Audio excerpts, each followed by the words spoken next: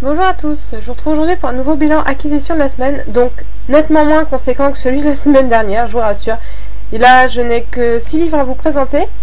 Donc je vais commencer par la petite commande que je suis allée récupérer hier soir après le boulot.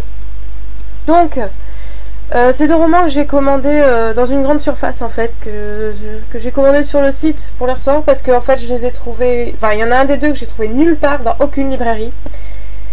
Donc j'ai été obligée de le commander. Alors, il s'agit de Sombre Convoitise, donc le tome 12 des Ombres de la Nuit de Kresley Cole chez J'ai lu.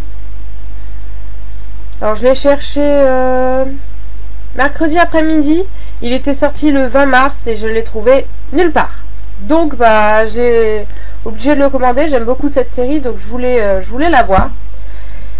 Et je vais profiter pour prendre L'expédition H.G. Wells de Polly Shulman chez Bayard.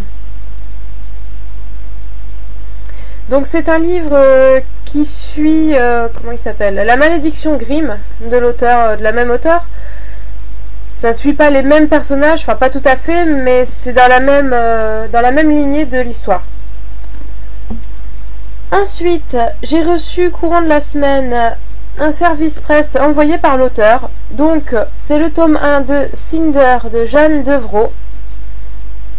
Donc en auto-édition, c'est un livre assez court. Je ne sais pas quand je le lirai. J'espère assez rapidement pour ne pas traîner encore plus. Et pour terminer, 3 livres que j'ai achetés donc mercredi après-midi, à la place de celui que j'avais prévu qui était en tête de ma liste et que je n'avais pas trouvé. Donc j'ai pris le tome 1 de Rose Morte, La Floraison de Céline Landrecy chez Milady. Donc un beau petit pavé que j'ai hâte de lire parce que j'en ai entendu beaucoup de bien de cette série.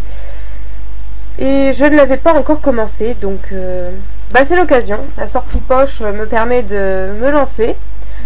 Ensuite, j'ai pris un livre que je suis tombée dessus totalement par hasard dans les étagères. Je ne savais même pas qu'il existait, qu'il était sorti ou quoi.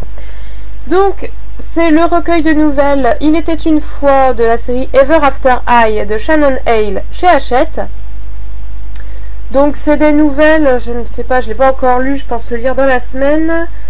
C'est des nouvelles qui suivent les personnages principaux en fait, histoire de nous les présenter un peu plus. Je ne sais pas si ça se passe avant ou après la trilogie, enfin les 3 tomes, étant donné que je ne sais pas s'il y en aura d'autres après.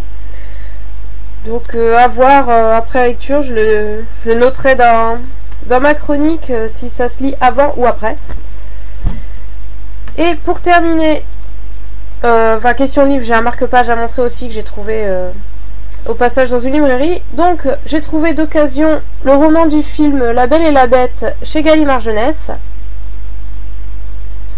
Donc j'avais pas vraiment prévu de le prendre celui-ci, mais je suis tombée dessus d'occasion, je l'ai eu à 50 centimes pour tout dire, donc bon, 50 centimes au lieu de 12,50 €, alors j'ai pas hésité.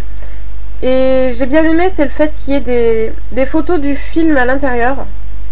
Alors je vais essayer d'en trouver une pas mal. Là, par exemple, voilà.